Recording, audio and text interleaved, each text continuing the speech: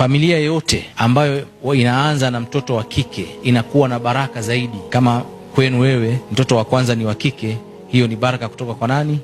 Kwa Allah subhanahu wa ta'ala. Mwenyezi Mungu amebadilisha ufahamu. Dini ya Kiislamu imekuja ikampa hadhi mtoto wa kike ambaye alikuwa anaonekana ni aibu, sasa hivi anaonekana mtoto wa kike kwamba ni baraka katika nyumba. Sikiliza hadithi hii ya Mtume sallallahu alaihi wasallam ambayo imepokewa na Bukhari. Hadithi Hasan ibn Uqba ibn Amir radiyallahu anhu. Anasema kwamba Mtume sallallahu alaihi wasallam amesema, man kana lahu 3 banat, mtu yeyote atakayeruzukiwa na Mwenyezi Mungu kupata mabinti watatu, watoto wa kike watatu, fasabara alaihinna, akasubiri juu ya watoto hawa katika malezi yao, wakasahunna min jiddati, na akawavisha wale watoto kwa jasho lake, kana lahu hijaba minan nar, hawa watoto wa kike watakuwa ni pazia ya yeye kuingizwa motoni, itakuwa ni kizuizi cha huyu mzazi kuingizwa motoni.